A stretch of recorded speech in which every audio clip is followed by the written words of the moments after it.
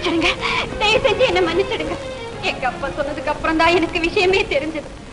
என்னை கைவிட்டுட்டு இன்னொருத்தைய கட்டிக்க போறதும் இல்லாம எனக்கு இஷ்டமில்லாத ஒருத்தனை கட்டிக்க சொல்ல வந்துட்டாரேன்னு அந்த ஆத்திரத்துல மனசுல இருந்த துன்பத்தை எல்லாம் கொட்டி உங்க மனசு புண்ணாகும்படியா பேசிட்டேன்.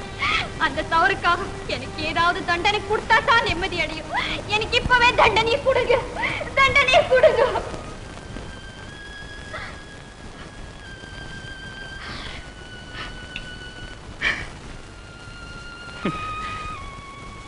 யார் யாருக்கு தண்டனை கொடுக்க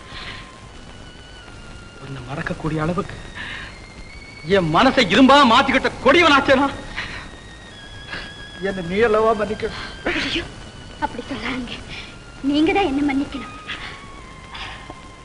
எப்படியோ இந்த ஏழைக்கு மறுபடியும் உங்க இதயத்தில் இடம் கிடைச்சு அதுவே எனக்கு போதும். இல்ல கௌரி, இல்ல, என் வரையில் நான் என் வாழ்வே இழந்து விட்டவன். நீயாவது உங்க அப்பா சொல்றபடி கேட்டு ஒரு நல்ல குடும்ப வாழ்க்கை அமைச்சு போ. என்ன சொல்றீங்க? நீங்க இல்லாத வாழ்க்கை எனக்கு ஒரு வாழ்க்கையா? நீங்க என்ன மறந்துடுன்னு சொன்னதுக்கு அப்புறம் கூட உங்களை மறக்க முடியாம நான் தவித்த தவிப்பெல்லாம் உங்களுக்கு எப்படி தெரியும்? மறுபடி நீங்க எனக்கு கிடைக்கணுங்கிற விதி இருந்ததுனாலதான் தற்கொலை செஞ்சுக்க போன என்ன சாவு கூட ஏத்துக்கல. இப்ப நீங்க என்ன ஏத்துக்கல. இத பாருங்க, உண்மையிலே சொல்றேன், இந்த இடத்துல என் உயிரை பாத்தீங்க.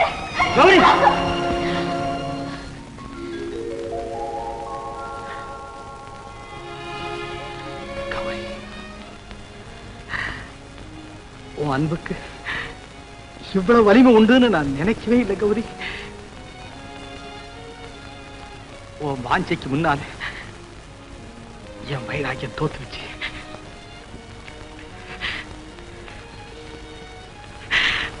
கௌரி, நீதான் என் மனைவி. நீ ஒருத்திதான் எனக்கு மனைவியாக முடியும். பேசவும் வேணுமா? ஆமா, பேசத்தான் வேணும். பேசு கௌரி, பேசு. நான் என்னத்தை பேசுறது? பேசுறதே தொழிலா வச்சிருக்கேன். வக்கீலா நீங்க ஏதாவது பேசுங்க. அந்த சக்கரை பேச்சை கேட்டு நான் அப்படியே சொல்கிறேன். கொக்கி போட்டு இழுக்கிறீங்க.